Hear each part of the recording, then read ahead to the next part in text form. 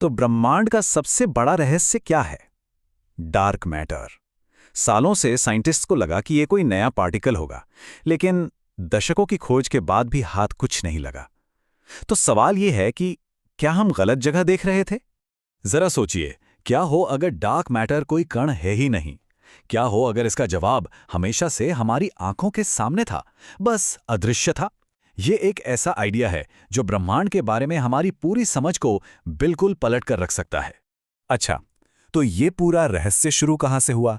जब वैज्ञानिकों ने ब्रह्मांड को, आप जानते, तौलने की कोशिश की, तो उन्हें एक बहुत ही चौंकाने वाली बात पता चली। हिसाब में बहुत सारा द्रव्यमान गायब था।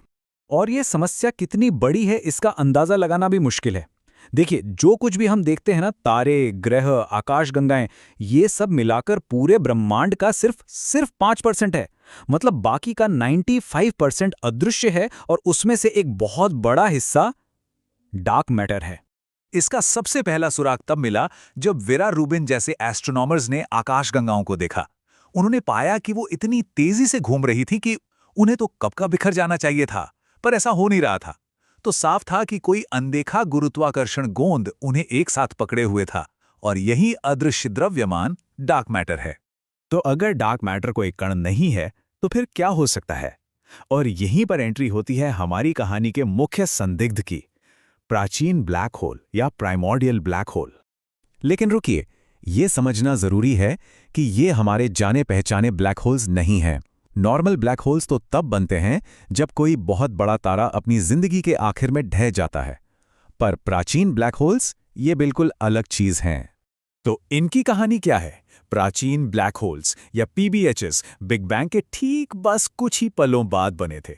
उस समय ब्रह्मांड इतना घना था कि पदार्थ के कुछ हिस्से सीधे अपनी ही ग्रेविटी के नीचे दबकर ब्लैक होल बन गए, बिना किसी तारे के, बस यूं ही। और हाँ, ये कोई नया आइडिया नहीं है। इसे मेन स्ट्रीम में लाने का काम महान फिजिसिस्ट स्टीफन हॉकिंग ने ही किया था। उन्हीं की वजह से ये विज्ञान की दुनिया में एक गंभीर संभावना बन गया। तो सवाल ये है कि ये प्राचीन ब्लैक होल्स डार्क मैटर के लिए इतने अच्छे उम्मीदवार क्यों हैं? चलिए इसके पक्ष में सबूत देखते हैं। इसके पक्ष में 3 बहुत ही मजबूत तर्क हैं। पहला, वे रोशनी नहीं छोड़ते, इसलिए वे डार्क हैं, एकदम परफेक्ट मैच। दूसरा, वे सिर्फ ग्रेविटी के जरिए ही सब कुछ प्रभावित करते हैं, ठीक वैसे ही जैसे डार्क मैटर करता है। और तीसरा, जो शायद सबसे अहम है, हमें इन्हें समझाने के लिए किसी नई अजीब फिजिक्स या कण का आविष्कार करने की जरूरत नहीं है। ये मौजूदा नियमों से ही बन सकते हैं। ये सब सुनने में तो काफी अच्छा लगता है ना? लेकिन साइंटिस्ट्स इन मायावी चीजों का सबूत कैसे खोज रहे हैं?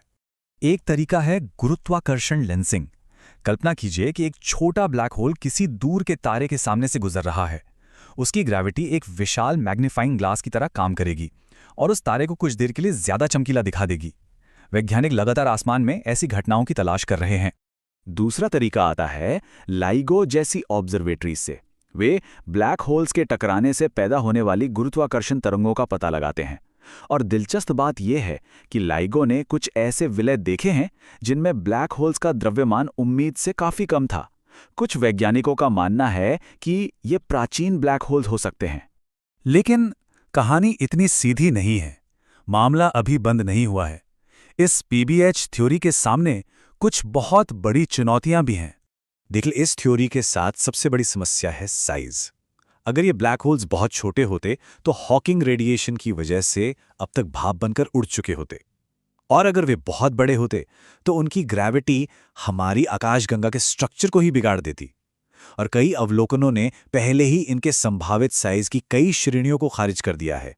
तो आज की तारीख में वैज्ञानिक सहमति यही है कि प्राचीन ब्लैक होल्स शायद डार्क मैटर का कुछ हिस्सा हो सकते हैं, लेकिन वे पूरी कहानी नहीं समझाते। मतलब खोज अभी भी जारी है। पर चलिए अब इसके सबसे आश्चर्यजनक हिस्से पर आते हैं। एक पल के लिए सोचिए, अगर ये थियरी सही निकली तो इसके क्या मायने होंगे? ये संख्या आपको हैरान कर देगी। अगर डार्क मैटर सच में पीबीएचएस हैं, तो सिर्फ हमारी आकाशगंगा में खरबों अदृश्य ब्लैक होल्स तैर रहे हो सकते हैं। इसके परिणाम बहुत गहरे हैं। इसका मतलब है कि ब्रह्मांड एक विशाल अदृश्य ब्लैक होल का महासागर है। इसका मतलब है कि हो सकता है एक ब्लैक होल अभी हमारे सौर मंडल के पास से गुजर रहा हो और हमें पता भी न चले। और इसका मतलब ये भी हो सकता है कि दशकों से चल रही डार्क मैटर कण की खोज शायद एक गलत दिशा में थी। तो हम इस विचार के साथ खत्म करते हैं, अगर डार्क मैटर वास्तव में प्राचीन ब्लैक होल्स हैं तो हम एक ऐसे ब्रह्मांड में जी रहे हैं जो हमारी कल्पना से कहीं ज्यादा अजीब और रहस्यमयी है, एक अदृश्य ब्लैक होल ब्रह्मांड।